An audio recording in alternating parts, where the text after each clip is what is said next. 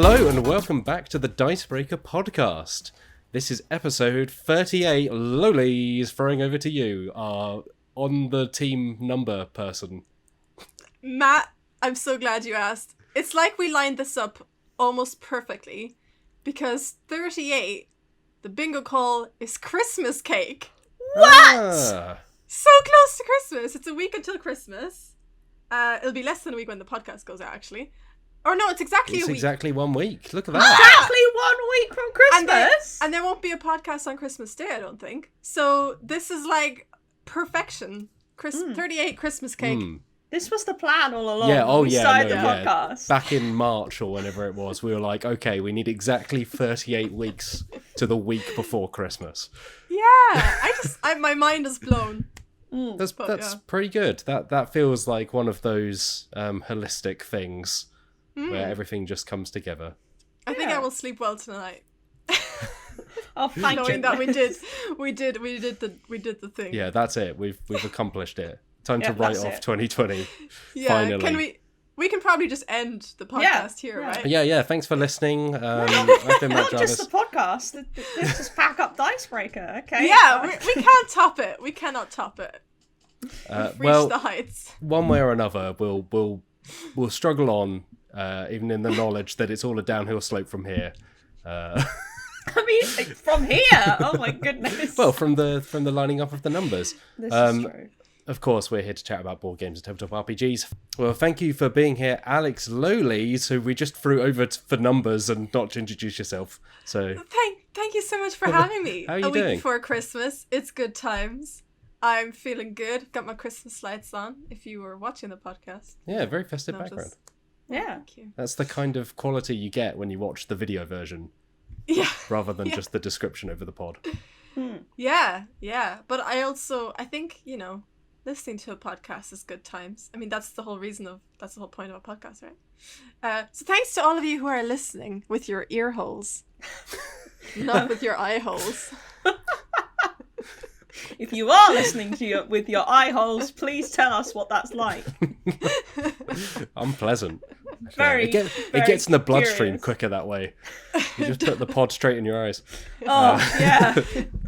Alex Meehan, Hi. thanks for being here. How you doing? I don't have a Christmassy background because I don't really have many decoration. I guess I can sing a Christmassy song to help us feel festive.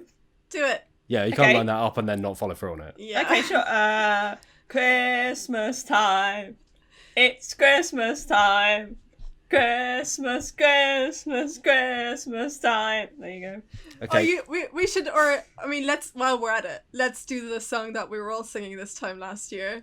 Are you hanging up your stockings on the wall? Are you hanging up your stockings on the wall? God, Are you hanging up It's taken me a year to stockings get that out of my head, and now it's immediately straight back the in. wall? Oh. Are you hanging up your stockings on the wall? You can guess how the rest of it goes, right? Yeah. Listeners. Yeah. Are you hanging up your stockings? It is the tradition. As is tradition. Mm-hmm. We take a Christmas song and you just sing the same line over and over again, but to the tune of the song. Yeah. Yeah, I do remember us doing that incredibly loudly at the Christmas do last year. Yeah. Oh, Yeah. good times. It's all sad now. Well, I'm sure we can do it over video call with a lovely amount of lag to just offset it. Yeah, people will love listening to that. Yeah. For sure. And of course, I'm Matt Jarvis. I'm also here. But You're festive. You're am a I? festive person, yeah. Am I? Yeah, you're wearing reindeer ears. I don't know if that's just offensive. I'll work them in. Don't worry about it. Just gonna Photoshop them in. I mean, it looks. My wall is mostly kind of white behind me, so we can pretend it's a nice field of snow or something. Yeah. Is it not more of a what's that color that everyone had a few years ago? Magnolia. It's Magnolia, Yeah. I mean, that's kind of like your baseline. Yeah. We're just going to paint everything this slightly off-white. Mm-hmm. Yeah. Anyway, now that we've spoken about literal paint on my walls, should we get into talking about board games and all that? I suppose so. Yeah. I'm just I guess I'm trying to talk about wall colors rather than board games because I haven't been playing much. Well, by the time people listen to this, we will have played quite a few board games because we're planning to do a festive party stream. So if you'd like to see us playing a load of board games that we can't chat about right now because we've not played them yet, that's the place to go. Yeah. By this time, we would have played them, so that you can think about it then. I think I will have enjoyed them. That's my take on the games I'm yet to play. I think I lost them all, but I came close to winning in one of them, and that really annoyed me. I reckon I probably said something stupid at some point. That's a guarantee. There you go. There we go. All right, Lolies, Good what chat. have you been playing as you teed it up? I've been playing Love Letter. It will come out. I'm shocked. come as Honestly, no flabbergasted surprise. right now. I don't know what to do. That's all I've been playing for weeks now. I haven't even been playing Star Realms. Star Realms has just taken a backseat. Love Letter is all I play, and I'm still losing mostly, but I'm having fun playing the premium edition on Board Game Arena. Are you in love with Love Letter, Loli? I have always been in love. Actually, that's a lie. I'll tell you how me and Love Letter started. Oh, wow. We started off not on good terms. My friend Michael, who actually is, he's the person who got me into like modern board games, showed me Love Letter, and we played it 2-player, which already is like not a great way to play Love Letter, to be honest. But also we played the Factory Edition, which I have played. Anyway, and I didn't like it. Right, didn't like it, and then I moved to Paris, and I played Love Letter there, and I loved it. The City of Love. The City of Love Letter, Yeah. But I played like the normal Tempest edition. I say normal. I played the Tempest edition as well, I should say.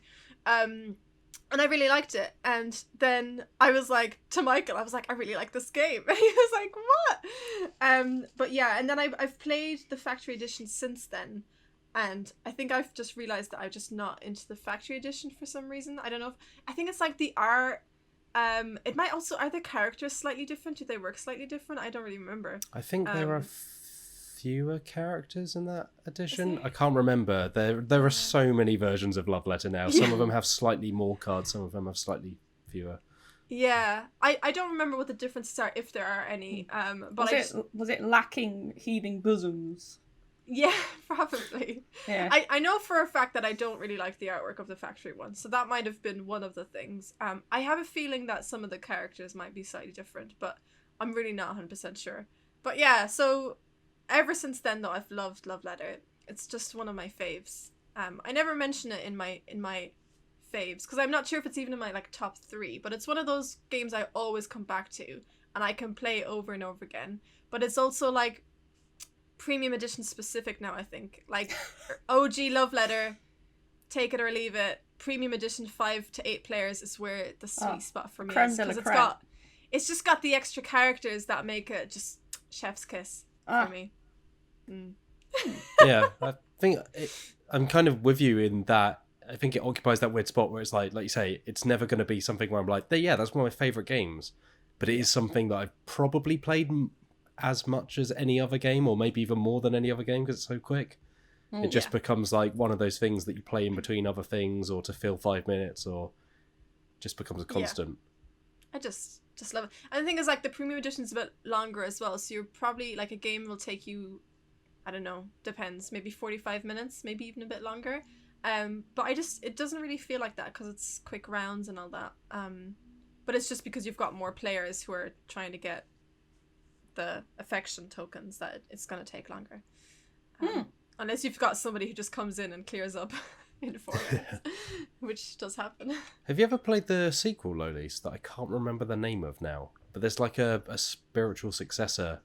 The ones I was talking about on previous podcasts. Maybe it's... There's like a version before and a version after. Yeah, maybe I'm thinking of like the spiritual successor rather than like the straight up sequel, because I didn't think I'd heard of that.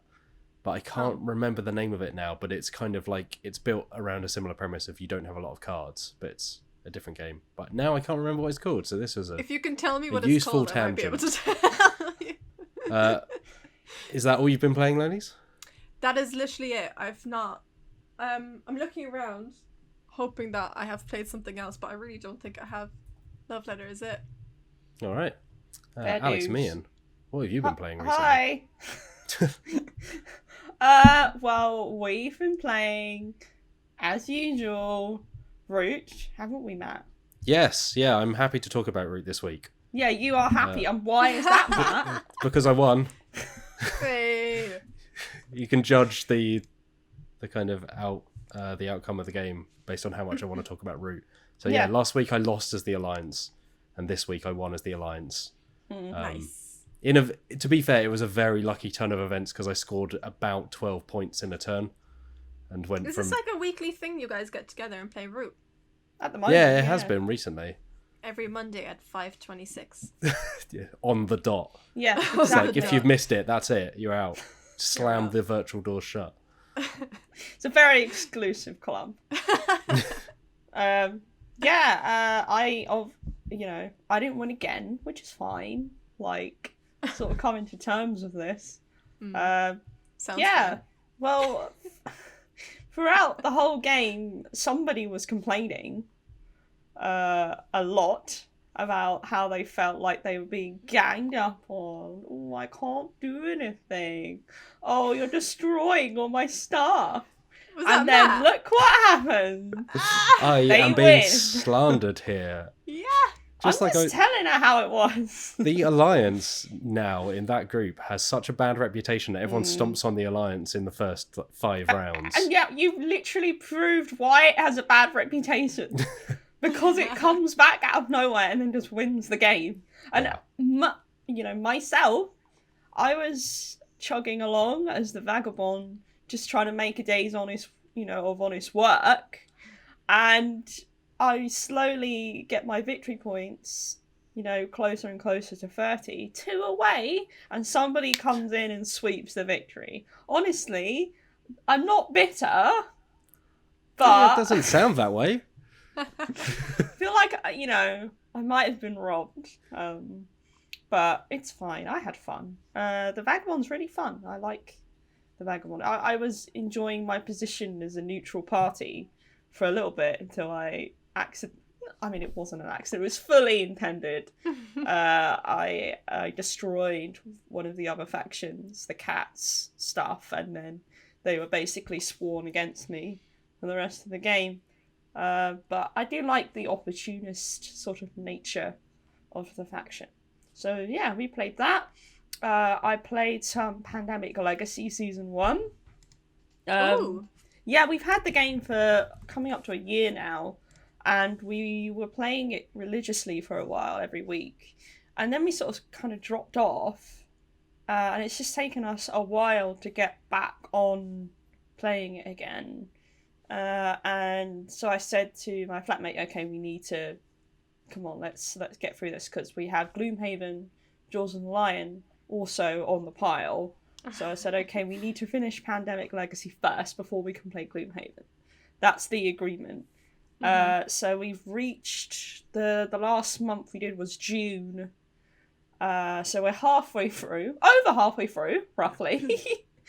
And we just keep winning. I feel like we're cheating somehow, because we've only lost a single month, and my friends are like, I don't know how this is possible because we lost at least a few times. I don't know. I just feel like we've got the strats down. Like every month is kind of different with the objectives you need to complete. So you can kind of go, okay, I'll focus on this, and maybe you can focus on this, and that's how we can get it done. But I'm convinced that we're doing it mostly right because we're very close, like, to losing when we win. So, like, squeaky bum time is happening right until we manage to do it. We're usually, like, a few turns away from running out of cards, for example. Like, outbreaks aren't so much of a problem, but that's a specific thing to do with the game that I can't talk about because it would be spoilers. Right. Matt probably knows what I'm talking about. Yeah. Matt's definitely paying attention. Matt's Yeah, definitely no, paying I think attention. you're right. his, in that his face was like, it's those games are interesting in that like the thing you start off doing in the early rounds becomes less of a focus later on as it kind of evolves out of that. Like the possible ways you can veer away from other parts as you go through the game because of the way it evolves. But we're really enjoying it. We're liking the challenge and the fact that because we've won so much, we don't have any funded cards anymore. Like, we've got none. So we're just going through all the games without them. And we're still doing it, so we'll have to wait and see. And I also played some Point Salad. hey! Yeah, but you sent us that picture. I just remembered. Yeah, it was a version of Point Salad that wasn't correct. Depending on how many players you have in the game, you're supposed to deal out, not deal out, but you're supposed to have a certain amount of cards in the game. So we only had 2 players, which usually means you get 6 of each vegetable. Yeah. I forgot that when setting it up. So we were playing with the entire 90 cards. So I sent the group a picture of the table, which was at that point absolutely covered in point cards and vegetable cards. And I think in the end, our scores were around like the 200, 300 mark. Don't play the game like that. It doesn't work. So we replayed it again properly, and I was like, oh, this is great. So, yeah. Do you remember your scores for the actual game? Yeah, I won with like 50 something, and my flatmate got 20 something. They didn't do too well because I think they just. That's the great thing about playing Point Salad properly, is the fact that you have a limited amount of cards at your disposal. Yeah. So once you commit to certain point cards, you've got to hope that other cards come up that work with that. Otherwise, you're kind of screwed. So Johnny and I played it for the channel earlier this year, actually, and I rewatched the video recently. I don't know why, but I just did, and it's very emotional. But anyway, I think he scored something like 50 something, maybe 60, and I got like 90 something. That's spoilers if you haven't seen it.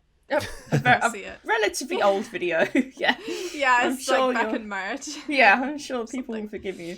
I don't know how you managed to get that many points, but I guess. Oh yeah. I had one. I think there was one point card alone that was giving me like over 30 points. Just based on that card. Yeah, I think if you get some really good combos going, then you can definitely clear up. But yeah. So that's what I have been playing. Matt Jarvis. Wait, before we move to Matt, I've just remembered. I'm a liar. I've been playing other things. Things for the channel, actually, that I should totally shout out. First of all, Wheels, Johnny, and I played Pandemic's Legacy Season 0. Oh! You talking about Pandemic reminded me of that. Which was great. We just did a spoiler-free kind of demo version that's on TTS. And that was good. But you were saying that you've not really been like losing, and spoilers, we didn't lose. But yeah, we were all kind of saying, it seems quite easy, but obviously it's supposed to be a demo version, so it's I guess that's probably why. It's quite easy to win. It plays so differently. Obviously, we've not played Season 0, so Matt has, so you can probably speak better of its difficulty curve. But like in Season 1, the game deliberately adjusts to how well you're doing. So it makes things easier or harder depending on how much you're losing.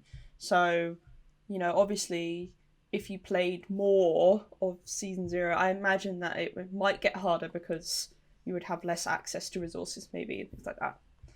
So Season 0 is interesting because I think Season 2 is much more difficult than Season 1, but Season 1 we still lost a couple of months. Season 0 does an interesting thing that it adds like a halfway mark, so it's not success or failure, but if you complete, I think, at least one objective, you still get a kind of like adequate grade. So it's a pass, but it's not a complete success.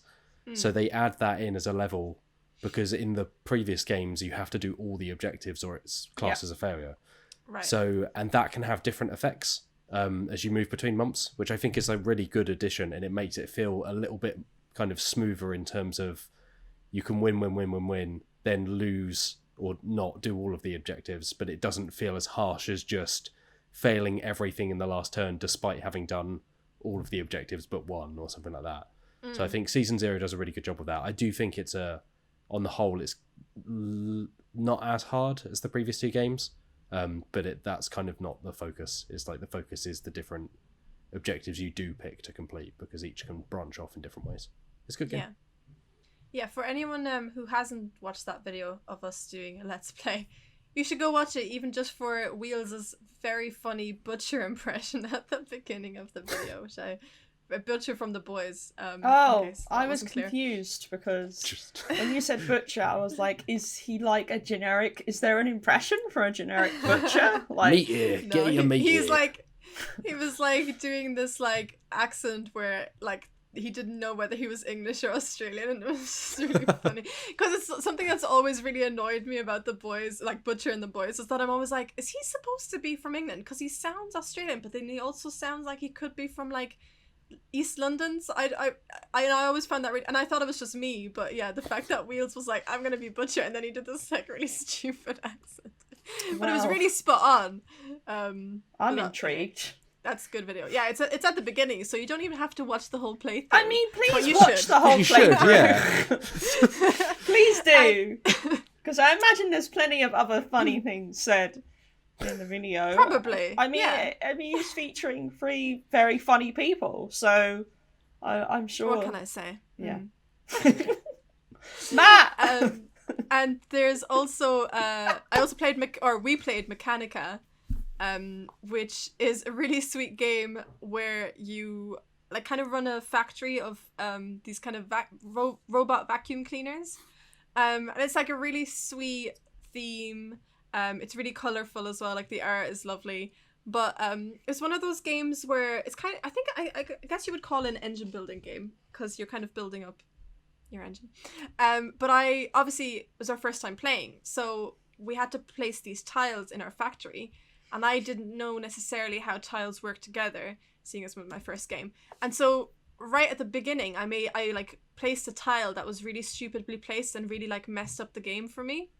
So I was kind of like, we played for I think over an hour, and I was kind of just like quietly seething about like how annoying it was, you know, because I just couldn't really fix it, or like it wasn't an easy fix, and I was just getting mad, and I was just like, I'll be honest, I was waiting for the game to end, because you know when you like make a mistake and you can't fix it, so you're just kind of like, I'm not going to win this. And it came around to my turn towards the end. We knew we were coming close to the end, and it was my turn. And the way that the game ends is for all the tiles in this like little round thing to be gone. And then the game like instantly finishes. Like you don't finish the round, like it just instantly finishes. And it was my turn, and I just made a bunch of money. And I'd made the exact right amount to buy the last 4 tiles and end the game. And so I was sat there like, if I do that, first of all, it ends the game, which is kind of what I wanted. Secondly, it messes with Johnny and some of the other people, because they had stuff they wanted to sell, and like they had a lot of their money kind of like invested in things. So I was like, kind of like, should I do it? Should I not? And I did. Spoiler, if you don't want to hear what happens, don't listen. But I ended up winning the game. Because I think it was mostly because the tiles all scored points, and I had so many of them that I ended up getting loads of points. Oh, wow. It was close. Like, I didn't win it like by a landslide, but yeah, it was like all of a sudden I went from being like really grumpy and like, oh, this game sucks, to being like, oh my god, I won. The classic situation. Yeah. Classic. And it won in the best way as well, by being an absolute boob. So, oh. You know. Well, you managed to turn around your factory full of Roombas. Yeah, it sounds like, so that was a sponsored playthrough, but it sounds like, well, I think at least Wills and Johnny were quite won over by it. I haven't played it myself. Yeah, Johnny wants to get a copy for himself. Wheels has the copy that was sent, so he's happy with that. Because Johnny was like, did you want to hold on to that, or could I have it? And Wheels was like, no, I really like the game. I'm going to hold on to it. Oh wow. So Johnny was like, okay, guess I'll buy my own copy. I'd like to give it a go. It seems really neat. Were you playing because you were playing on Tabletop Sim? We were playing. There is a free copy, Is it free public? version Okay. available on TTS, and it's actually very satisfying because there's like this, there's like this round thing. I don't know what you call it. I'm gonna call it a conveyor belt. And you press a button and it just like turns. Ooh. And like in real life, you're playing inside the board. You get the board and there's like one of those rotate things that you rotate like manually, but in the game you can press a button, which is very satisfying. Oh, that's cool. I'd like to play it again, actually. Obviously, like, I messed up the first time around and still won. I'd like to see how I would fare if I actually did it properly, knowing how to play now. I feel like games like that are always, like you say, you kind of need that first one to just wrap your head around what you're doing, and you get to the end and go, oh, if I'd known that like 10 turns ago, I would have done something different. Because also, like, we had Mary, who was, I think she's one of the creators of the game? Yeah, and, developers, I think, yeah. Developers, yeah, and she was great, but she was teaching it really well. Like, she was teaching it the way I would teach it, that she would kind of, like, feed us bits as we're going along. But that sometimes meant that, like, we were 2 rounds in and then would find out something. So I was like, oh, okay, like, if I'd known that, I might have done something different on my last turn. But obviously, that's just a learning curve, and I think that was the best way to teach it, because it might have been information overload otherwise.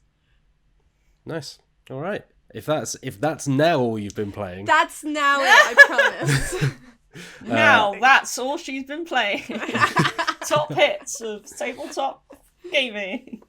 I have been not playing a lot, so I'm glad that you were both able to talk more eloquently than me. I played a bit of Root. I won. If you didn't catch that. Oh yeah, don't worry, just rub it in. It's fine. We played a bit of D&D yesterday, not Dungeon Breaker related, but we played on Roll20 with Alex, me, and DMing through Curse of Strahd, a very abbreviated version of Curse of Strahd. Yeah. Which was really good fun. Yeah, I'm glad you enjoyed it. Spooks. Yeah, that should be live, I think, by the time people hear this. So you can go check out Johnny Wills and I being the kind of the most bumbling vampire hunters in the land. Yeah, it's sponsored by Roll20, so we used Roll20. We were just kind of showing off some of that stuff, which I haven't used Roll20 a bunch, but it's. I think we're all theatre of the mind players. Yeah. So it's kind of one of those things where like we don't measure a lot of stuff, but I thought some of the lighting and stuff was neat. The dynamic lighting. The lighting is really cool. Yeah. Yeah, I've played a couple of games like that, and that I do think that's probably one of my favorite features. Because you just don't get that IRL. Yeah. Unless, like, You're setting somehow, up. like, lights it. I don't know. But that is quite cool. I liked how easy it was to navigate the book itself, like, because it just splits it up into essentially an index that you can just scroll through. And then if you want to open something up, it opens it up in a separate window, which is great. And also you can just place tokens on the board straight from the book itself, which is also really easy. So yeah, rather than scrolling or moving pages through a physical book like some old person. Yeah, as well say, I think it's a premium module, isn't it? So you pay for it on top of, because Roll20 I think is free to some degree, the basic stuff. But yeah, you have to get Curse of Strahd separately, and also the dynamic lighting is part of the premium subscription for Roll20. You don't get that for free. Yeah, and I'd never played Curse of Strahd before because I've not played a lot of D&D outside of Dungeon Breaker or the kind of custom stuff. I've never really played any of the official modules, so it was interesting seeing that because it was one of the ones that intrigues me more. I mean, like, obviously, disclaimer: my version of Curse of Strahd is going to be significantly different from anyone else's because it's a big book. So there's a lot to do in there, and like even the location that we were playing at, Castle Ravenloft, is enormous. So in order to keep the video to a decent length, I had to cut out a lot of the stuff that is in there. So what you do see, there's a lot more. And also I add a lot of my own stuff in there just to keep things rolling. Oh, really? I hadn't noticed. But hey, that's what a good dungeon master does. So For sure. So yeah, that's kind of all I've actually been playing. I keep looking at a card game called Spicy, which I think was recommended for the Spiel des Jahres. Yeah. And it just sounds, it sounds really kind of interesting. I keep I think more and more, but particularly because we play quite a lot of big stuff for work. Outside of that, a lot of the appeal is small card like Point Salad or Love Letter, and it seems to really fit into that vein. Yeah, Spicy is one that ever since I wrote the news story on it earlier this year, I think, maybe even last year, I've been wanting to give it a go because it's exactly the kind of game that's up my street in terms of it's bluffing, it's small, and it looks amazing. So it's definitely on my radar. The artwork is stunning. It's incredible. And it's about cats and eating peppers, spicy peppers. The spiciness kind of is not for me, but oh man, I really want to try it, and I really hope that I like it. I really, really, really want to like this game. I think if we try it and we like it, I'm definitely going to get myself a copy. Oh yeah, it's same here. The kind of game that once I can see other people, definitely want to give it a go. So it's also just one of those games that it's just going to look great on your shelf. There's so for folks who don't know what Spicy is, it's basically you are I think tigers or big cats in general, and you are eating chili peppers in a contest, as you do if you're a tiger. And the idea is that you place cards in the middle, so everyone has a hand of cards. You place cards and they have a numerical value and a type of pepper. And you have to go in ascending order, so the first person has to play between 1 to 3, but then everyone has to play above that, and they have to match the suit of pepper. The type but you of pepper, can lie about the card you're putting down. So if someone puts down a 3 chili, someone could put down, or could say they're putting down a 5 chili, but it's a different suit, or it's actually a 1. And you can call people out. So it's similar to something like Perudo or Liar's Dice. Or the other card game, I can't remember what the PC name for it is. Like Dino Dump is what Big Potato released Potato it. Version, Released it as, okay, Poop Head. Everyone knows what game I'm talking about. So it's similar to that. So I think that's basically it. There are a few variants in the box, but that is, it's a bit like Skull, or it's a bit like any of those games, and that it's a very simple premise, but it sounds like the excitement is trying to guess, if your opponent is trying to bluff you and putting down a different card. So I'm really excited to check it out, but I haven't actually played it yet because I haven't got a copy. It seems to be relatively sold out here or there. I've looked at a few places, but I might give it a whiz on something like Tabletop Simulator. It's just a turn of phrase. Yeah. Okay, I'll give it a go. Does that passes muster for you? Is a whiz not peeing? Is that but you can say you can give it a whiz as well. I've never heard that, Matt. Okay, well, maybe my whole life I've been like, I'll give this a whiz, and people are like, ooh. Maybe you're just referencing the band Wizard, who did the song "Oh, I Wish It Could Be Christmas Every Day." I think that would be preferable to the P, but anyway. Let's move on to news, shall we? Talking of P, that's all I've been playing about. Or all I've been playing. So what have you guys been peeing out this week?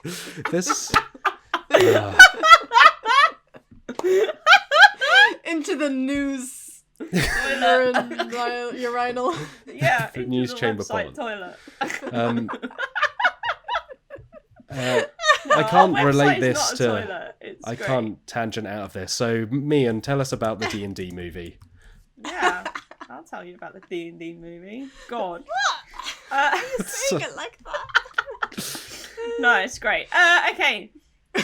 So, for those people that might not be aware, there is another Dungeons & Dragons film coming. So obviously you got the classic masterpiece, Dungeons & Dragons, that came out in 2000. But they're at it again with attempting to adapt D&D into a film. It was originally announced in 2015, so it's been going for a while, been through some legal issues, but now it looks like it's getting off the ground because it has directors, the people who did Game Night, which I've watched, which I like. I watched it recently. It was alright. It's a surprisingly good film. Yeah, I've seen it a expected couple it to times. be a lot worse, to be honest. Yeah, I think that was the sentiment of like going into it thinking, oh gosh, one of these, and actually going, oh, this is actually, there's some good jokes in here. Yeah, I mean, it's a shame that once again all the games included are just like You know, I think it's all Hasbro, right? I think it was kind of sponsored by Hasbro or some kind of. There was clearly some kind of product placement deal there because they're all Hasbro games. Yeah. But well, it makes sense because this D&D film is being partly produced by Hasbro along with Paramount, and one of the producers behind it has done some Marvel films as well. So there's some people with credit behind it. But now they have a potential starring actor involved, Chris Pine, who, as far as I know, is a good boy. He certainly seems to be the favourite of a lot of people's favourite Chris's. I was going to say he's one of the better Chris's, right? Yeah, Pine, I feel like Pine and Hemsworth top tier. Yeah, Pratt, top tier. Bottom tier. Oh yeah. Yeah. He's floating about in the gunge at the bottom. Yeah. So I mean. What, it is, Pratt? Yeah. It's in the name, isn't it? Yeah, he is a Pratt, but... Yeah. I feel like Chris Pine, like, for a D&D movie, it just feels very, like, sure. So like, you could... Nothing against Chris Pine. He's fine. Oh, yeah. Pine is fine. Pratt is... Pratt is a Pratt, yeah. But I just feel like maybe they could hire someone a bit less known to help... give them a bit of a boost in terms of... But do you not think D&D needs a boost? I feel like, I don't know, D&D is big enough by itself, D&D's huge, right? yeah. Like, People go and see this film. For mainstream, I Even think, mainstream. if you want to get the mainstreamers in. Yeah, someone's adding billions of... Someone's like, okay, D&D is worth X number of millions, Chris Pine worth X number of millions. Yeah. And someone at Hasbro is just doing that spreadsheet. Yeah, they've got a calculator and they're do. going... Okay, this plus this equals, and it's just a Cha-ching. big money sign, Ding ding ding ding ding. The eyes turn over to dollar signs. Yeah. I mean, the thing is, obviously, we're aware of how big D&D is because we work in this industry, so obviously out of it, a lot of people aren't really aware of what it is.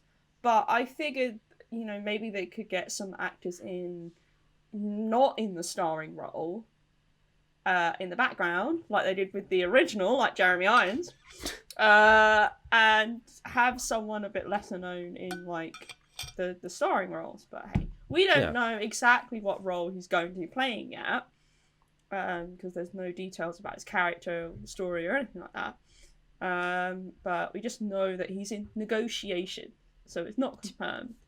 I'm a bit more disappointed that they've gone with a white man, more so than anything, because they could have gone with a woman. They could have gone with the POC, literally just shake it up a bit, because the whole thing with D&D is that it's already a little bit problematic in a lot of ways, and it can be very gatekeepy towards by white men. So can you not open the doors a little bit by maybe getting somebody who's not the typical D&D player necessarily. I think particularly because this is, they, as me and they spoke about in your interview, they chat about legacy and all of that kind of thing, which I think it's kind of an excuse anyway. But here there's no attachment, there's no existing books, there's no they are desperately not trying to connect this to the existing D&D films.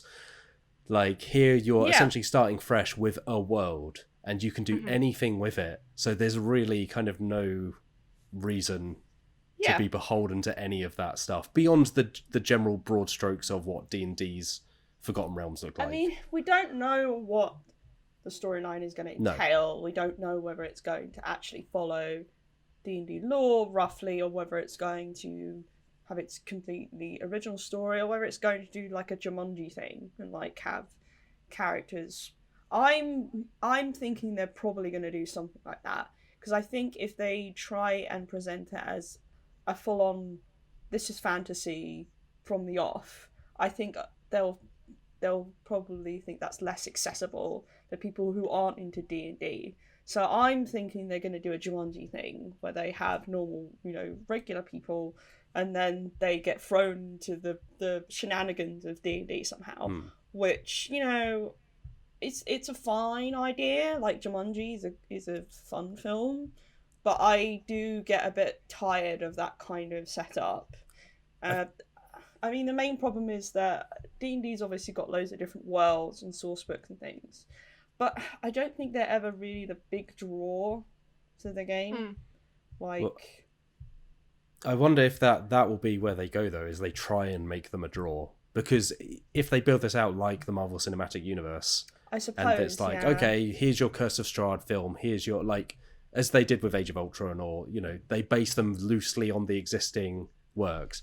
I think if you go with the Jumanji approach, at some point you find yourself similar to like the Assassin's Creed series, right? Where that started with like, oh, modern times, but also yeah, and then they just got rid of that. But then it's like you have to have someone occasionally pop into the future to be like, oh, remember how this whole series started? We're still here, and then pop back in. No one so likes I think, that bit. yeah, unless they do something clever with it. I mean, if they did something like Die, the comic book series by Kieran Gillen and Stephanie Hans, like, that's a really interesting take on role-playing as, like, a social experience, where they get stuck. It is like a Jumanji. Like, Die is like Jumanji, but for D&D. But it's very dark, and the DM is twisted because they have been, like, they now occupy an actual world, kind of thing, which is a really interesting take. And I think that could be a really kind of exciting, fresh way of going about this and not making it generic. But I suspect that they'll play it very safe and just be like, here's some dungeons, here's some dragons, here's Chris Pine in armor. You know, here's a D20 for some reason because we need to reference it. The thing is, I think even if they do it that way, I don't have a lot of hope for the success of that kind of approach regardless, because I just think fantasy is not very in at the moment in terms of what audiences want. Like, I feel like, you know, like Lord of the Rings kind of came along and people are like, oh yeah, actually fantasy can be really cool and like can do, like, not that fantasy wasn't good before then, but just like the general mainstream public. And obviously those films performed really well, so then, you know, fantasy kind of had its time. But then I think a lot of people have kind of fallen off that particular wagon at the moment. No, obviously Game of Thrones, but Game of Thrones is very much its own thing. Like, I remember people saying Game of Thrones is like fantasy for people who don't like fantasy, and I don't think they're going to be able to do that with D&D, because I think they're going to try and make this very kid friendly, so they're not going to have like people pushing people's eyes out of their skull and, like, you know, lobbing off heads. I never said who it was. You could go that way. Like, again, like if they do it as a universe, right? You can have the 80s cartoon D&D kids on a roller coaster. Haha, look, we're having fun. And you can also go like, okay, here's the dark chapter. Yeah. Like, not your dad's D&D. Well, yeah, I guess I'm sure in business person's eyes, they're like, this will be the next Star Wars. Yeah, that's what they want. You know, like they can have the Clone Wars animation, and they can also have the Mandalorian stuff, and like I'm sure that's where they want to take this, is like in all, because they're also making the TV series, right? So that's already rolling. So I would guess that at some point they'll try and cover every single base they can for the cha-ching. Maybe I'll be proven wrong. I just think they're gonna try and play this very safe. Be like, okay, we want as many people, bums and seats as we can. Let's not make it too, you know, racy or whatever. So do you think there's going to be a D&D the musical? I hope so. I really hope so. I would go. I'd be all over that. There you go. D&D film discussion. I rolled a 20. Critical fail. Zone of truth. I mean, I think it will be telling, right? Who they cast from here on in. Like, is Chris Pine like the big name that's getting the headlines at the moment, and then everyone else in that film is. I really hope Ben Kingsley or Jeremy Irons is in it. I hope Chris Pine is like just a really small character that is like in it for about 20 seconds. Yeah. And then he gets killed off. No, they'll get Sean Bean in for that. Oh yeah. But yes, it'll be interesting either way. Like I think it's been long enough where they can do right by that world, but I think it really will show going forward, as with D&D as a whole at the moment. You know, they can do right by it, but there's got to be some kind of show of that. And the allure of money. yes. All right, let's move on to this next one, which Chase wrote about Cthulhu Wars. Has anyone here played Cthulhu Wars? Nope. Me neither. I don't think I've ever played any kind of Cthulhu related. Really? Oh, wow. Wow.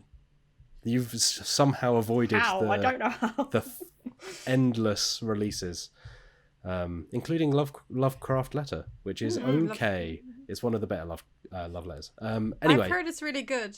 But... yeah. Cthulhu Wars Duel is a 2-player version of Cthulhu Wars, which got a surprise announcement and release at the same time. So Cthulhu Wars, for those who don't know, is like a really big kind of strategy game where you play as the Lovecraftian monsters, kind of fighting over what's left of humanity. So you play as Cthulhu. You play as reality, right? But with yeah, at the moment, yeah. Yes, it's all a metaphor for capitalism. Yeah. But yeah, Kefir Wars is a 2-player version. They strip out some of the aspects of the bigger game, so there aren't humans, I believe.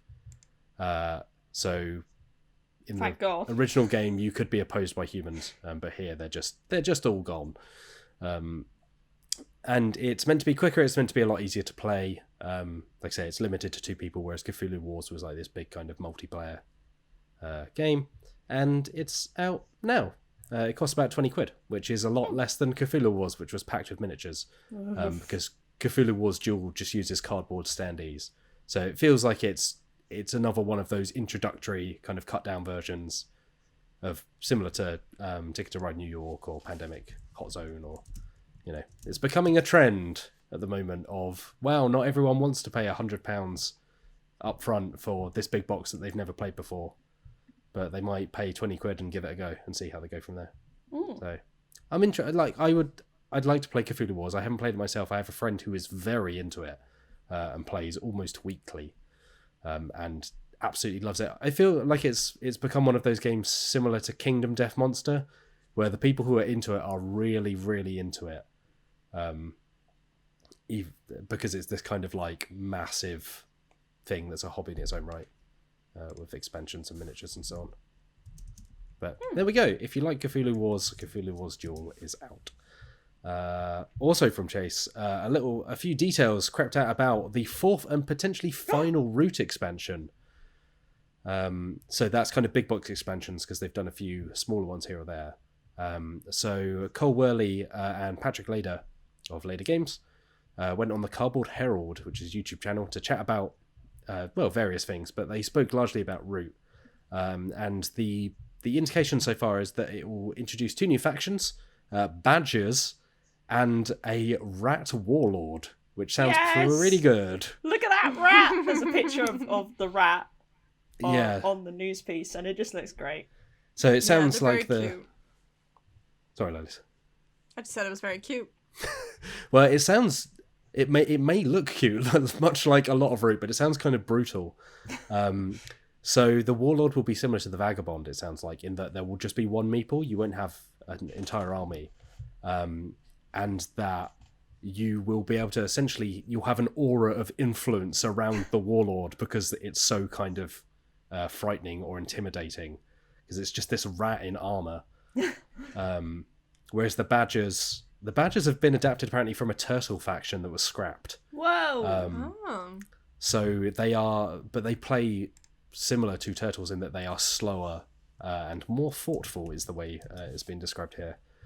So they build roads, they plan moves the round before they take effect. So you're planning one turn ahead each time. Patrick Lader described them as more militant otters. Otters being badgers are more militant otters, yes. I believe. Yes. Otters, which are included in the Riverfolk expansion. I do think badgers make a lot more sense than turtles. Turtles in a wood. But yeah, they've also said that the expansion will have kind of more better developed rules for just 2 people, because you can play with 2 people in normal route, but it's not the optimum way to play. And there'll be some kind of like tournament options. But like I said, they've suggested this will be the 4th and final expansion. So, which is Root came out 3-4 years ago. It sounds like this won't be out for a while. It will have a Kickstarter in early 2021, so presumably released towards the end of next year or 2022.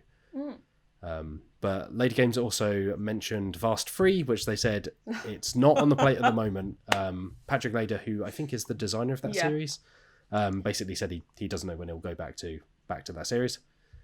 So for the moment, it'll just be the 2 games. They also chatted a bit about Oath, Chronicles of Empire and Exile, which of course is the next game from Cole Worley. But you can go and check out those details on there. But the kind of the most interesting information, like I say, was about Root, which I think that game is.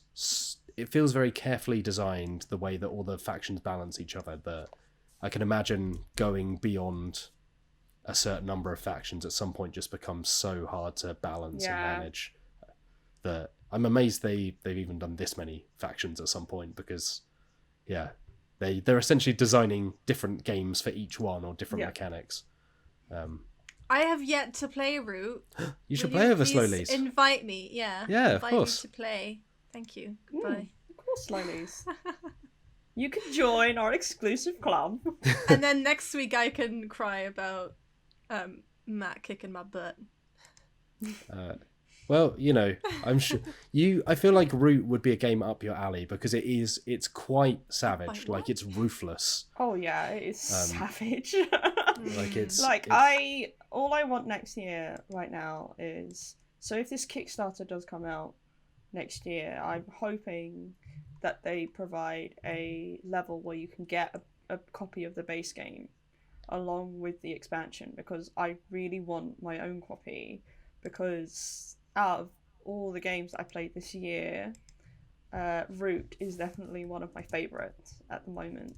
Like, I've just fallen in love with it, so I definitely want my own copy. So yeah, Root's really good, so I'm excited. Yeah, it's cool. Speaking of games which are pretty good but not quite as good as Root, there is V Commandos, which is a game that came out a couple of years ago. It's kind of very heavily inspired by the Commandos video games. It's like a stealth action World War II game where you control a small group of commandos and kind of infiltrate bases, complete missions, and so on. It's really good. Like, I enjoyed it a lot. But it's coming back to Kickstarter next year with with 1 new expansion and 2 updated expansions. So it will have miniatures now. They're introducing those rather than the kind of cardboard tokens which were in the original game.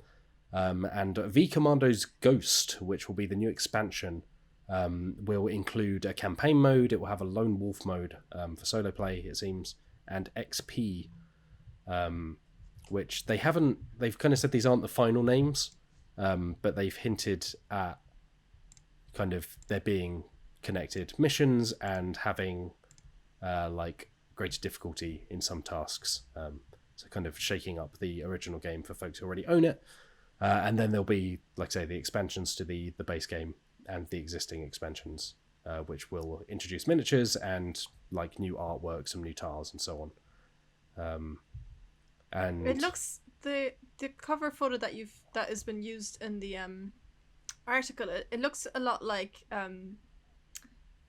what's the name of that game? The Normandy one, the 2-player. Undaunted. Oh, Undaunted. Undaunted, yes. Kind of has a very similar look, feely about it, but yeah. So it's fully cooperative, which is like the big difference from Undaunted, and it's less card driven. So it's like you take your actions and you can sneak around, and the idea is not to set off alarms, but you can set off the alarms and then everyone chases you. It's a really good game. I reviewed it when it first came out and I had a really, really good time with it. I think it does some really interesting things that kind of make it stand out in the, like it's not just another dungeon crawler where you move around and blast everything in your way. There's some kind of tactical options you can take in terms of creeping around. So yeah, it's a cool game, and I'm kind of happy that it seems to be getting enough momentum to be getting new expansions and whatnot. So that'll be on Kickstarter next year. A quick one, which landed just before we recorded the podcast last week. But we're running back to it now. Alex Meehan, tell us about this Catan Beer. Oof. Yeah, the Katan Beer. There's some drama around this. So initially, the beer was kind of revealed by it's both a brewery and a bar. So it's a bar owned by a brewery called Tool Beers, I think. Yeah, and the bar itself is Bruce. It's in Copenhagen, and they kind of posted on Instagram that, hey, there's this Catan beer. So the beer itself has a label on it that's basically the front cover of the game, and there's a non-alcoholic one, which is the Seafarers expansion cover. No details as to like what it tastes like or its various notes and tones. But it's at the moment it's only really available at the actual bar itself. Why are you laughing? I just saw that one of the hashtags they used on the Instagram post is #craftbeerporn. Yeah. Right, okay. So at the moment you can't... That's really tickled you. Yeah. It's just like amongst... The rest of them are all like fairly normal, straightforward hashtags. Yeah. But, sorry, go on. Don't worry, I'll be quick. Yeah, you can get it from... I think at the moment you can only really get it from the bar itself. But they have hinted that it's going to be available on the Tool Beer online shop. However, soon after that story went out, we received an email informing us that the beer is not an official beer. It's not been licensed out to Tool Beer, being able to use Catan and the artwork. So where was the email from specifically, Matt? Yeah, so it was from a Catan studio representative, so the publisher of Catan, and they said, Tool Beer, allegedly, according to Catan Studio, used the board game's art and logo without our knowledge or permission. And that's all they've said for the moment. But that presumably means that beer may be very short-lived. Because the way it was presented seemed to be all of it, like they tagged in the settlers of Catan Studio. They were like, hey, look, we've made this Catan beer, here's the art, like, great job, Catan Studio. And it's like, oh no, it looks awful. I'm sorry, but that's like the labeling and everything is just really ugly. Well, like, it tastes nice. half the can is showing just like the silver of the can. It looks like they just printed it on paper and stuck it on with glue. And it's just called Catan the beer. Yeah. The beer. Don't trade, build, drink. Which, like, I mean, I don't know. Obviously, I guess we might find out how Catan really feels about that, because, like, I don't know. Do they support drinking? I don't know. I mean, there's wheat in the game. You can make beer with that. True. What else are you gonna do in the lonely nights in your settlement? Yeah, you got to do something with all that wheat. They could have made that look so much better, though. Like, it just doesn't look good. It's a bit baffling, to be honest, why they've decided. Obviously, Catan is a big name. Why tag them then as well? Yeah, it's a little bit surely like... you're gonna find out. Yeah, maybe you could have gone about this a bit better.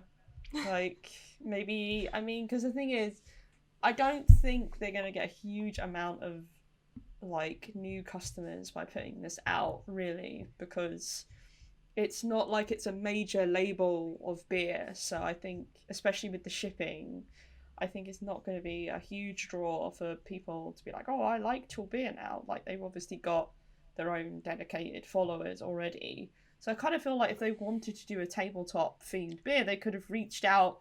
I mean, they're in Copenhagen. Like, Europe is a hotbed of designers. They could have reached out to a more local publisher and gone, oh, can we do a beer themed on one of your games, please? Or just inspired, right? Like there are no shortage of beers or foods where they're like a play on well-known films or whatever it may be. Get away with it, but like straight up using the box art and calling it Katan Beer is also.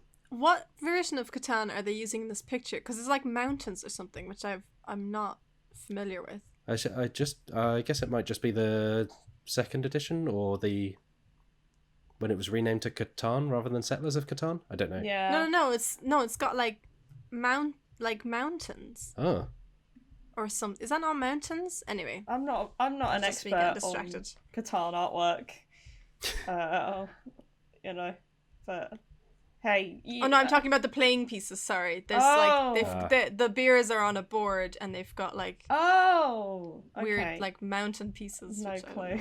I just feel like they've gone about this all the wrong way, really. So it doesn't sound like it's going to end well. Legal battles. Yeah. So yeah, if you want a Catan beer that's not official and not licensed or connected to Catan at all, you might want to move fast. But we have no idea what it tastes like, and yeah, there we go. I mean, I think the thing is, like, it wouldn't be out of the realm of possibility either, because there's Catan shoes on the way. There's all sorts of merchandise out there. So a beer would be like, yeah, sure. Like, I can see a Catan beer coming out. But this ain't the way. As a quick final one from today, which was something that Michael Wheels Whelan spotted and passed on to me, and I thought was very amusing. There is a variant of Scrabble, which someone has designed, and you can play it for free online if you've got a normal Scrabble set. It's called Blabrecs, which is an anagram of Scrabble. But it replaces the normal Scrabble dictionary with gibberish. So you have to type in gibberish, and then it uses an AI to determine whether the word you've typed in is real enough. So basically you're trying to trick an AI into thinking that complete gobbledygook is a real word, because it's the creator of this. So it's created by an artificial intelligence researcher and game designer, Max Kreminski, and they have designed it to use an AI. They've analysed English language words and certain patterns of letters, and then plug this into this AI, and the AI will look at the stuff you type in and go, yeah, I could believe that's a real word. And only those words will be allowed. So you're not allowed existing words from the dictionary. You can't just type in like a random string of letters. It has to be believable enough, according to this AI, to score you points. And as another extra rule on top of that, once you've input a word and it's accepted, you can add a meaning to it. And at the end of the game, whoever has come up with the best meaning for one of your fake words scores half of that word's points again as a little bonus. Nice. It seems brilliant. I was playing around with it this morning while I was writing the story, just to kind of see what could trick it. And yeah, so like Dicebreaker, as I was trying to play around with Dicebreaker, that works as a word. That's believable enough. It sounds like you're saying Dicebreaker with a certain accent. Yeah, Fern, Nernia, Bloke, but Bloake, and Indied. They all worked. So I think it does a really good job of just going like, almost making you double guess and go like, I can believe that. Like the kind of words that you spit out while playing normal Scrabble, and have to have someone checking a dictionary because it sounds just believable enough. But yeah, I think it's a really fun kind of invention. So Kreminski created it for Proc Jam, which is a game jam about making something that makes something. So in this case, words. And they've said that they might update it in the future to have different kind of like opponents based on different ways of analysing words. But for now, you can just head over. So you can find Kreminski on Twitter, or you can find our story. It's on GitHub. You can just access it for free, stick in the words you want, whether you're playing Scrabble or just playing around with it. But it's really good fun. So cool. Yeah, might kind of refresh your Scrabble playing experience a bit. Yeah, spice it up. Yeah. Spicy. All right, let's move on to emails. If you've got an email for the Dicebreaker podcast, you can reach us at podcast@dicebreaker.com. You can find us on Twitter @joindicebreaker. You can find us at dicebreaker.com. You can find us all over the internet. Lolies, would you like to read this one from Chris? Is this from Chris Pine or Chris Pine? We can't confirm where in the tier of Chris this Chris falls, but we assume it's somewhere near the top. Okay. Hi, Dicebreakers. Here's a question for the podcast. My favorite game for a long time has been Netrunner. However, now that my gaming partners are more limited due to COVID, I've been wanting to play something like it that has a lower barrier to entry for new players. I really like the idea of an asynchronous attack-defend card-based game that has a strong element of bluffing. However, I'm looking for something that plays in closer to 20 to 30 minutes and doesn't require you to build a deck beforehand. Any suggestion? Wow. Love the show, Chris. Very specific Thanks, Chris. requirements there. Yeah. I mean, yeah, it's very specific, and I won't hit all of them, but Star Realms! Take that, bingo box. Yep. It's, I mean, if you don't know what it is by now, you should, but I will tell you anyway. It's a 2-player card-based game where it's not really, it is kind of asynchronous, would it be? Because you build the separate decks, but you're building it within the game rather than before the game.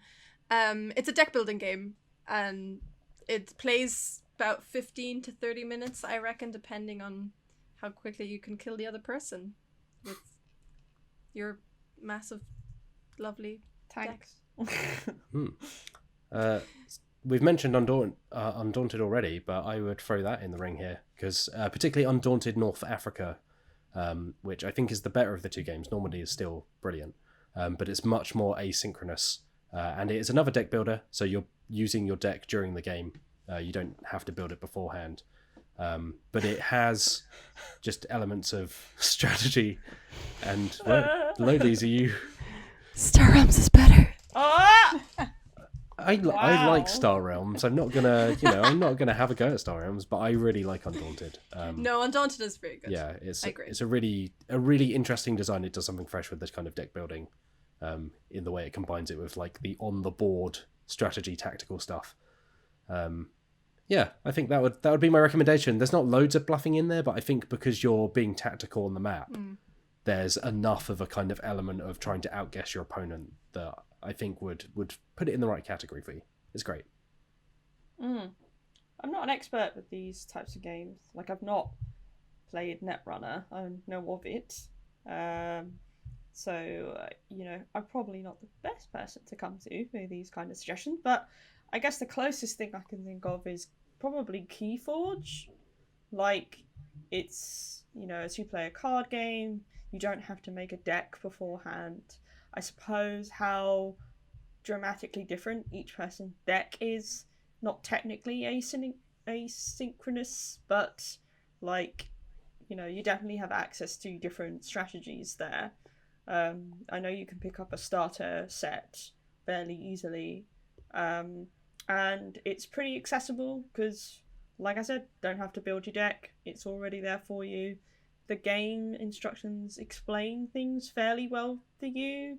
And because it hasn't been going for too long, it's not like Magic where there's like a billion different, mechanics and powers involved. Like, it's not been going so long that it's suffering from the bulk. Like, it's got a few new things in there, but nothing that's too overwhelming.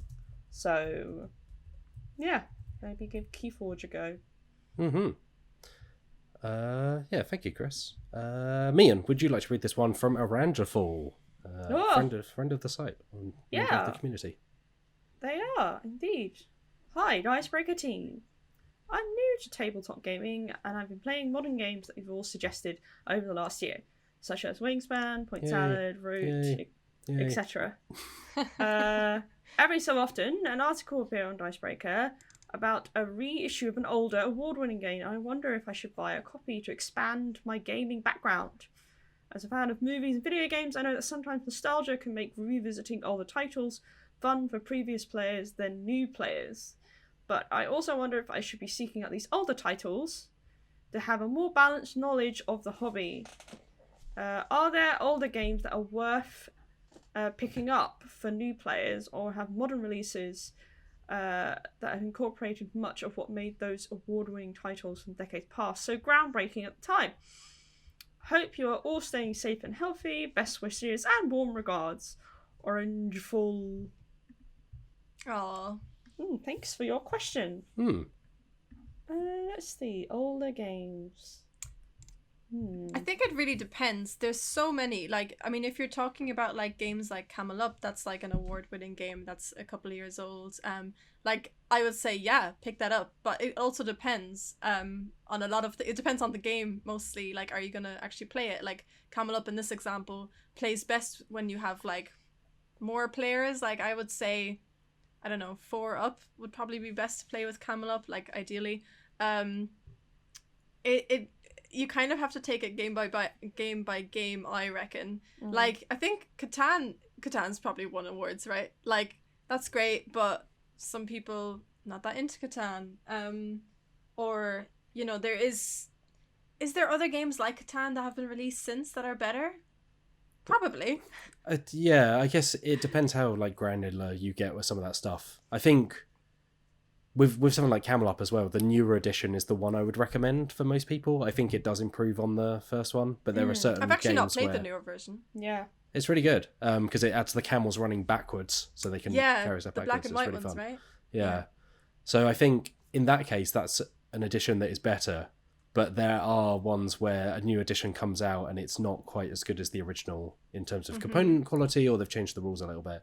But I think, yeah, Lodies, you're right in that it's hard to make a broad sweeping statement because like it comes down to the game. There are games that I would recommend from the 80s and 90s that I think are like timeless. Cosmic Encounter. Yeah, exactly, right? Yeah. Like Cosmic Encounter is there's- still great. Oh no. Yeah. Or like Tigris and Euphrates, like I think is incredible. Like Yellow and Yangtze is like a spiritual successor to Tigris and Euphrates, but I think I'd still recommend going back to the original because it's a different experience. But I think there are examples of games where, like Dominion when it came out, deck building was right. It's like Lolies is making a thumbs down for those listening. Has to sit here and defend Dominion. Hold on. You two? Dominion's perfectly okay. Dominion is like a deck builder at its very basic, which made sense at the time because it was the first deck builder game.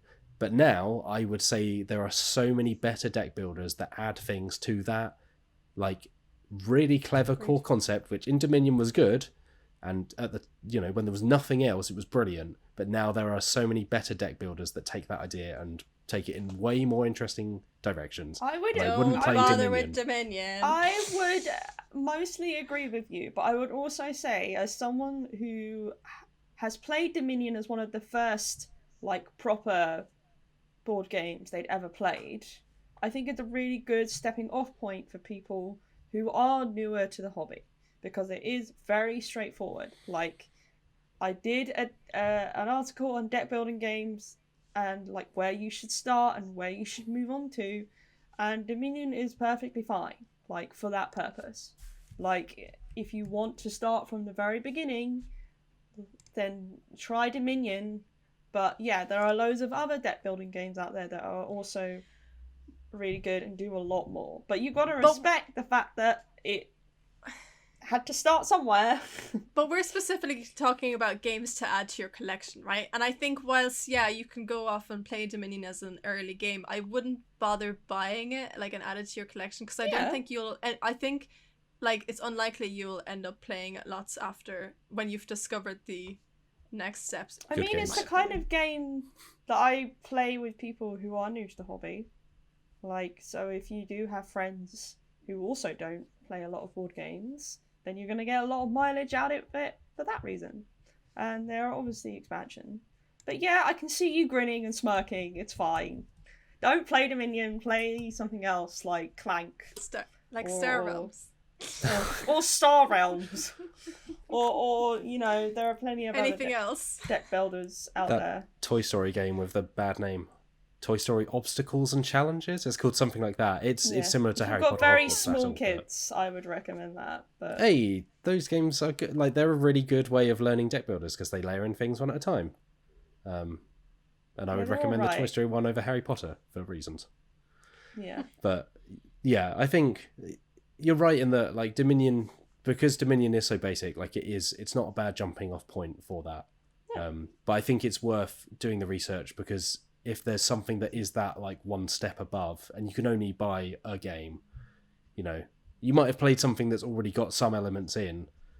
So I think going back is harder, because you will find things that seem very basic, or, you know, like, games now draw from all of the games that have come beforehand. So going backwards is a lot harder than going forward at some point. The thing is, like, board games and tabletop gaming in general has been around for a decent amount of time, but compared to, like, movies or music or something like that, why are you smirking? It's concerning me. Agreeing. I'm just worried with my face. I said something silly, but like, obviously, because they've been around for a lot less time, they've moved a lot faster as a medium. So, like, if you go back to something released, like, only 30 years ago or something, which in the grand scheme of things isn't a huge amount of time, it's going to be significantly, like, you know, backwards or less developed than what you would find today, because it's just the medium has just moved so fast and developed so quickly that you don't necessarily need to play an older game just because you feel like you need to, you know, educate yourself, because a lot of those older games aren't that good. Like, we often talk in terms of modern releases, and by modern we usually mean like around like noughties, like onwards. I think, like, I would consider anything before then to be, you know, old in terms of board games. Wow. I'm just saying, the modern era begins from then I'm before onwards. the noughties. So am I. But like, I just think definitely look on some lists. Like, we've got loads of them on the website, and we often mention games that are like what we would consider like foundations of modern board gaming. And like, I know I played a lot of those when I joined Dicebreaker to try and fill in some of the gaps that I considered I had in my knowledge. So like Root and Scythe, you know, those games that like everyone always mentions whenever they talk about the best board games of all time, which is a very subjective thing, but there are still ones that come up again and again. But don't let that like limit you in terms of what you want to buy, especially. Buy the games that you think you'll like, because it's an investment. But some of those games might be, you know, those heavy hitters that people always bring up. Yeah, I think it's also worth saying that a lot of the older games as well, by the nature of the board game industry, they'll be expensive or hard to find because many of them will be out of print. And I think that's where new editions can be good at finding new versions of those. But often, if you like me and say, like, if you like certain games, there's no shortage of modern versions, and a large number of them will be good. So there's not necessarily a need to go backwards, unless you are, you know, like you're saying, unless you have this real desire to be like, I want to see how this was originally. But you probably don't need to buy a copy for that. You can go to a board game cafe when they're open again. Yeah, or TTS or something like that. Yeah, probably on now, something like that. But yeah. Yeah, play the things you want to play. Enjoy the things you want to enjoy, even if it's Dominion. No. There's nothing that wrong with Dominion. Being victimised here. It's fine. Like, Dominion's fine. Okay, I'll read this one from Andrew. Wanting to start painting minis as a hobby, and was wondering if the painting kits that include a minifigure are a good way to go about it, or is it better to buy paint and minis individually? Any you recommend? Thanks, Andrew. So I got nothing for you, Andrew. I've never bought one of those kits. Lolies and I are probably the worst people to have on the podcast in terms of this. You've both painted. You can both paint very well. And but I get them separately. I've never gotten them a kit. Yeah, well, I think that speaks to it, right? It's like I'm the same. Like I've always picked up the miniatures that I'm interested in first, and then found paints afterwards. And I think with miniatures, you're investing a lot of time into painting them. That you should, if you are in a position to be able to get the miniatures you want to first, because you'll want to look at them and keep them and spend a lot of time on them, rather than being like, oh well, I got this one with a set of paint, so I guess I'll paint it. Yeah, there's probably. Sorry, go on. Don't just get the kit that has generic soldier #1 in it, just because it comes with the paints. Yeah, I definitely with Matt. Definitely get something that you want to look at and you really like, and then you'll be excited about painting it. I think there's probably like two schools of thinking here, right? There is what's the price difference, first of all? If you're just starting out and you like, the thing is, you're probably gonna mess up a little bit at the beginning. Like, do you want to go with one of these kits if it's cheaper, and then not be as worried about messing things up or whatever? That could be an option. Also, the paints that you get in the kit, I assume, will last you past that. So later on, you can just add to that collection that you got in the initial kit, and then buy a mini that you really want. Like, I don't know. I feel like if I was starting out, I probably would start with a kit. Because also, like, I think I did when we first the first time I started painting was on stream with the guys, and I just kind of followed along. Actually, was that a kit? I just tried to follow along kind of what the color scheme was like on the box of the thing that I was painting. Whereas like now I just do whatever I want depending on what paints I have and depending on what I think like might work. So I guess you can build it up, right? I've never used one of those kits, but I probably would lean towards getting a kit at the beginning, but also I don't really know, like the Johnny and Wheels would probably have more to say about those things. I don't know if they've ever tried those kits or if they are familiar with them. I think if it's something like Warhammer as well, like you might want to get your eye in with just like, you maybe want a generic Space Marine. If you know you're going to collect Space Marines at some point, paint a couple of like very basic Ultramarines before moving on to like a detailed kind of character or so on. So I can definitely see that argument. I think with games that aren't as big as Warhammer, because Warhammer has such a huge selection and they have Citadel paints, that it's quite easy to find kits with the faction you want to collect. But outside of that, I don't think there's anything wrong with just getting what you want to get.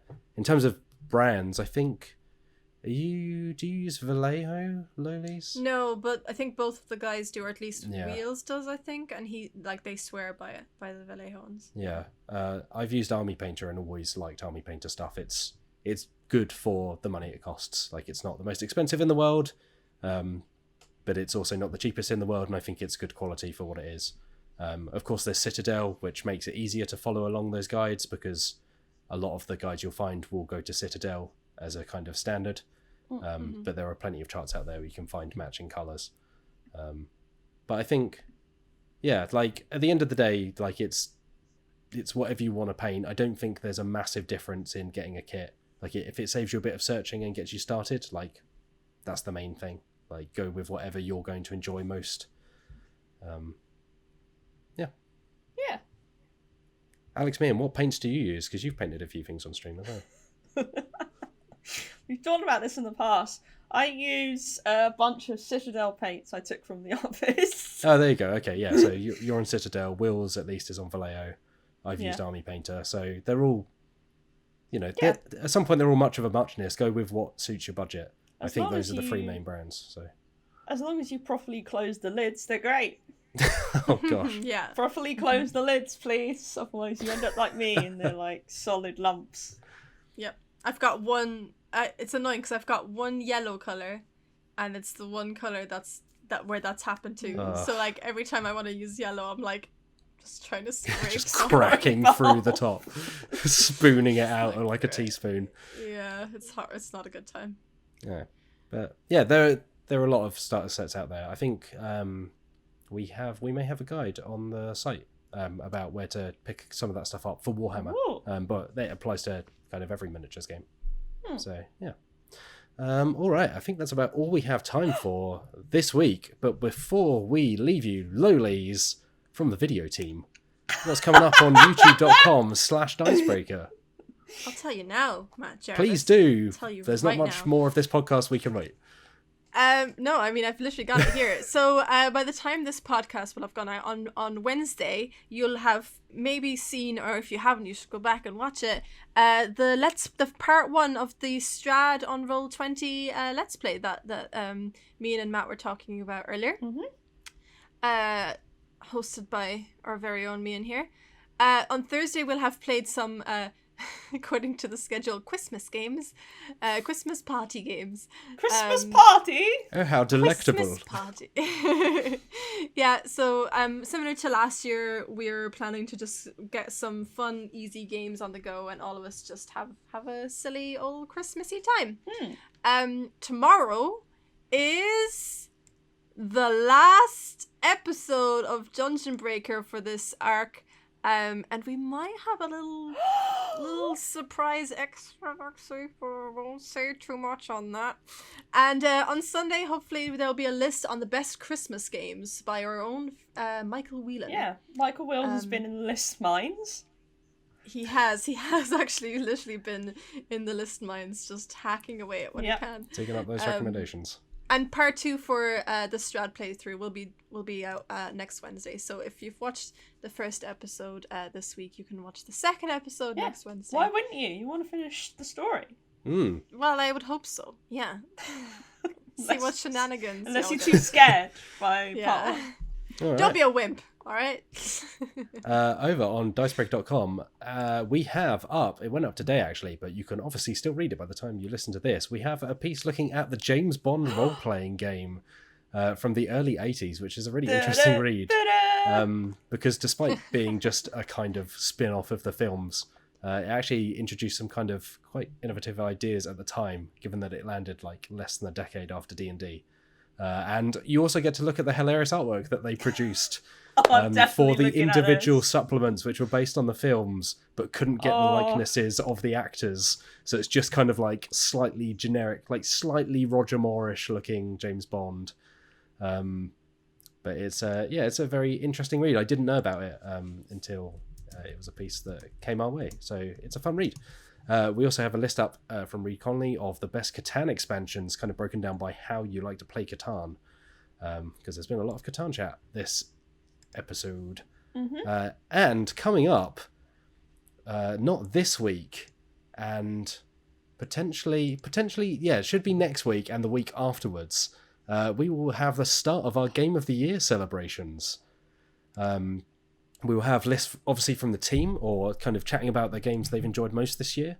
I believe we'll have some video on that as well. You may even have a special podcast, which we may or may not be recording straight after this, but we'll go up later.